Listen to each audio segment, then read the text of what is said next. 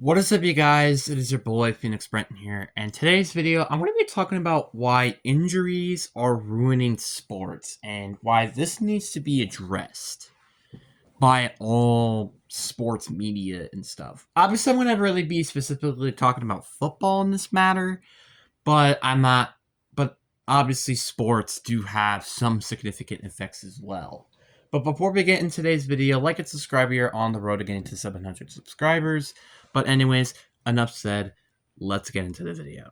So I want to just start off with why exactly, because it's not making teams like football teams more enjoyable to watch. It makes it more frustrating because let's just say, as an example, I want to talk about, I think, arguably one of the best examples of this is the New York Jets back in 2023. And people are going to be like, oh, wow, really? You're not going with like a Packers example? I don't know, something that happened like 2 weeks ago by the time I'm recording this video or something. Doesn't that ring a bell? Anyway, the point is that during week one, Monday night, obviously, 9/11, don't talk about that in my comment section, otherwise I will eat you and I will remove your comment. Anyway, Aaron Rodgers on the fourth play ended up tearing his Achilles and he missed the entire season after this much amount of snaps. Nobody was really happy, including me, to see that he ended up tearing his ACL. Nobody. Nobody. And there's good reason for it. Because it shouldn't happen. Like, yes, okay, injuries happen, and that's why there's a 53-man depth chart rather than probably like a 22-30 depth chart. I'm not kidding. That's probably one of the big reasons why.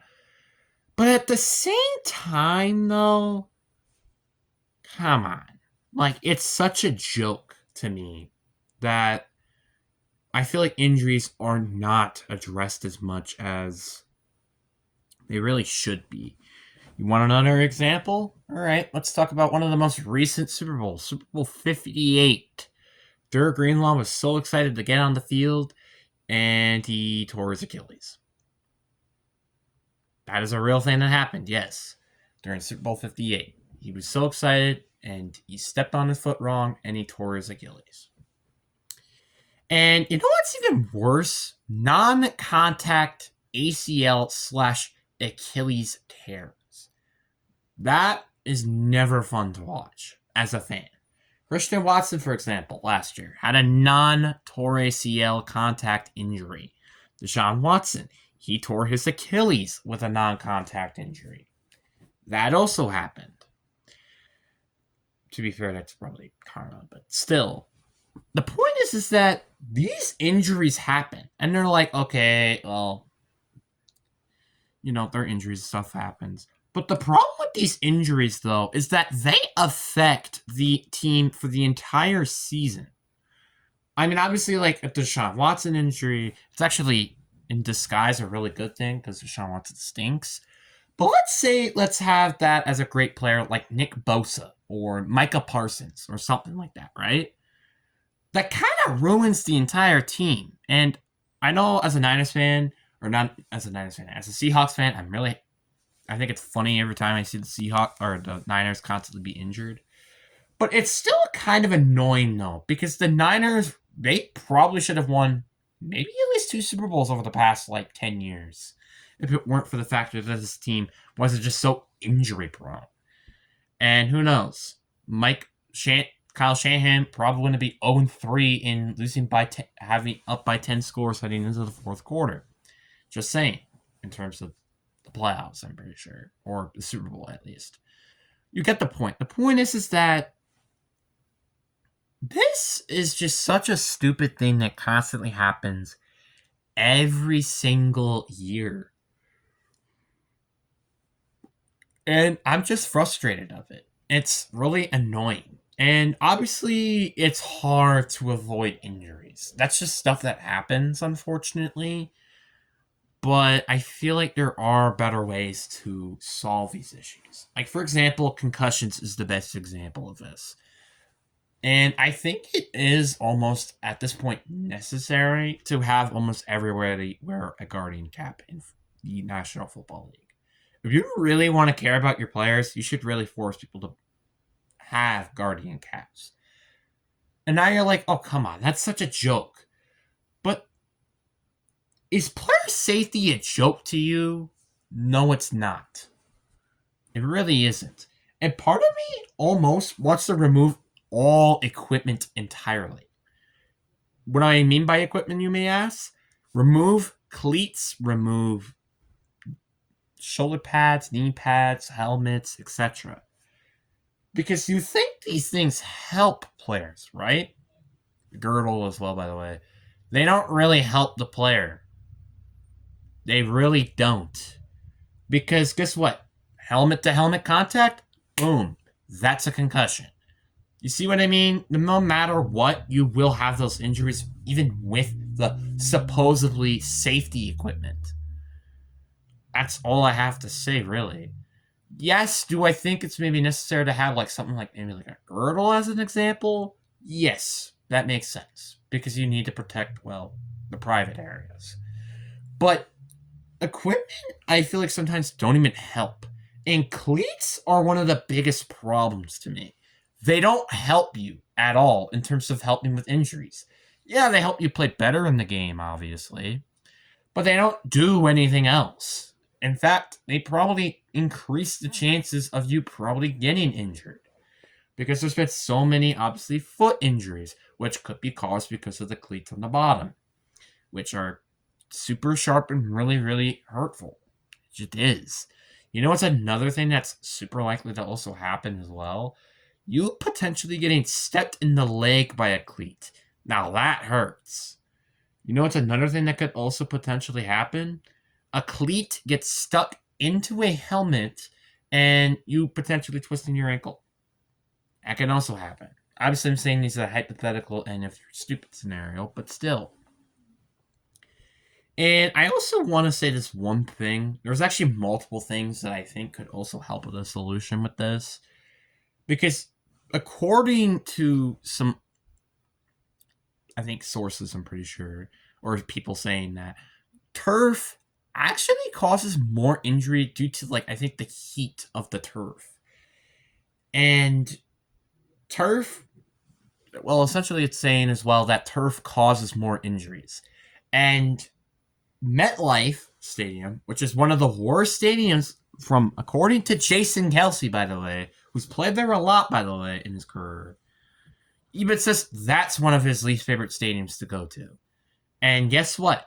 That place has a ton of injuries that happen there. It is literally called a graveyard for a reason of, like, Achilles, ACL tears, etc. For a reason.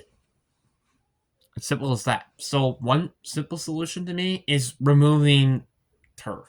I think turf should not be a thing in the league. Simple as that. And I also think that all stadiums should be indoors as well. And I know this sounds weird and it's like part of the game, you're supposed to play it outside and yada yada yada.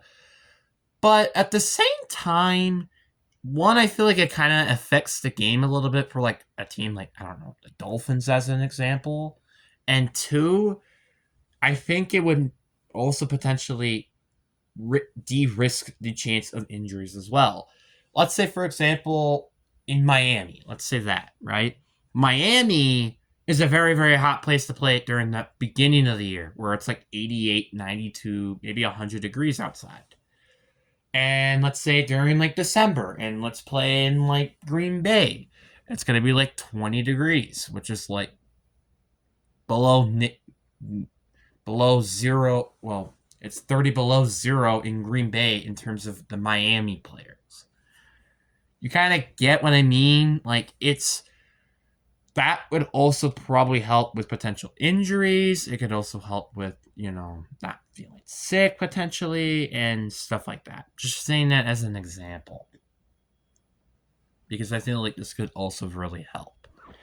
And one thing I also kind of just wonder and wish is that there was more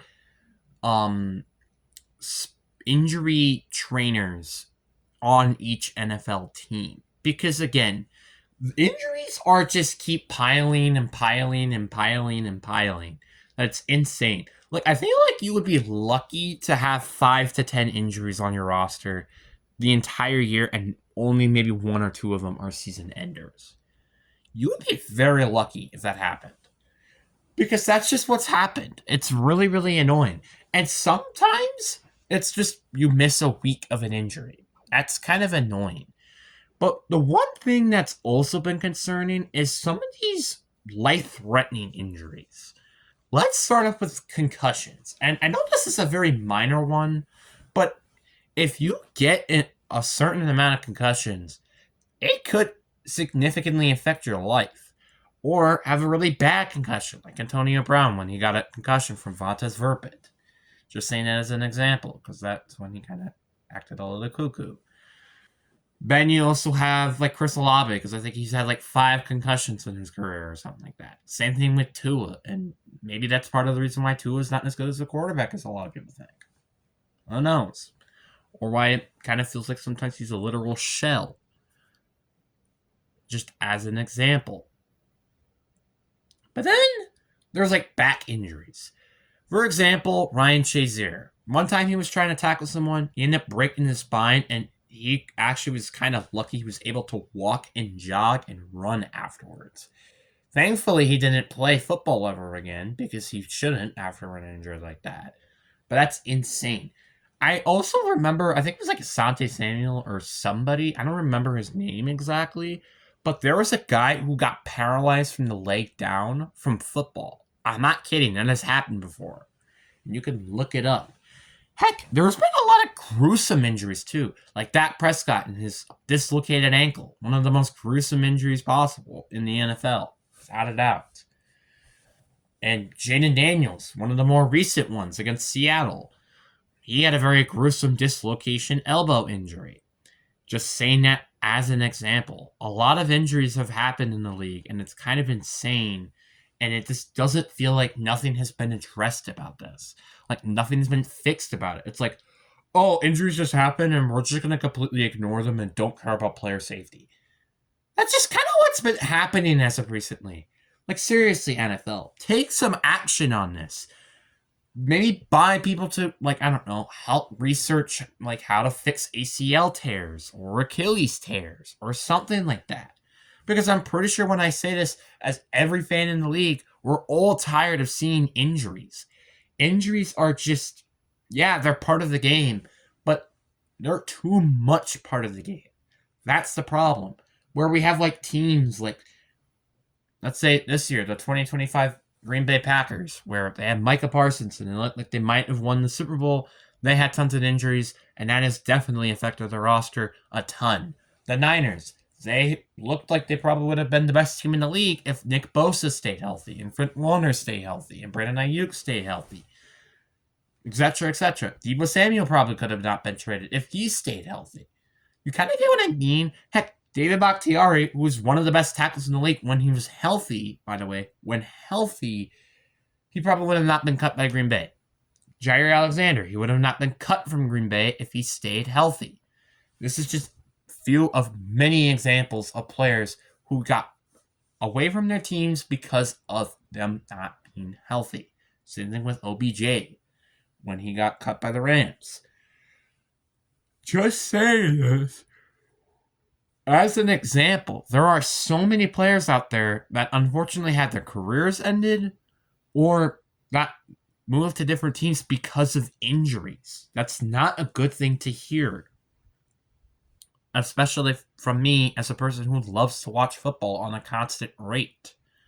It's just so frustrating, and I don't want this to be reality anymore. It's just kind of as simple as that. And I'm just sick of it. I think when I say this, literally everybody is sick of it. We all want to see something different for once in terms of these injuries. We want to see less injuries. We don't want to have all these injuries from happening. And if they don't continue doing this, I don't imagine why, I don't know, potentially there could be not potential of having more teams in the NFL, because guess what? The injuries aren't going to help things. Like, if you fix the injury problem, there's a chance you could potentially have more NFL teams in the future if you decide to do this. And I'm pretty sure when everybody says this, we want to see more football. We want to see more NFL teams. I'm pretty sure everybody wants this. But the problem is that the injuries are probably the big reason of why. And that's why I think another solution you could have to fix this issue as well is by having 2 bye weeks. And you know what's an easy way to fix that? Add an extra week of football, but have 2 bye weeks where it's like one in like the between weeks 3 and week 8 or something like that during the season, or week 10, and then have another bye week be like through week 11 through week 17. So where the last 2 weeks, or you could even say week 16 even, are the only weeks where there are full football games. Saying this as an example because it would be good in a big way to fix things. Or you could do it another way where it's like, oh, there's a team that has a bye week in like week 5, and then they have like a bye week in week 14 or something. But the one thing I don't want to see is where they have a bye week 2 weeks in a row. Like, oh, this team has a bye week 5 and week 6. Or a team has a bye week in week 5 and week 7. You know, I want them to be decently spread out, but not like week 1 to week 18 or week 19 they have a bye week or something like that. You get what I mean? That's just kind of what I mean in terms of that. But anyways, guys, I really do hope you guys enjoyed this video. This is just me kind of explaining my complaints with the current injuries and what's going on. But anyways, I hope you guys enjoy. Peace.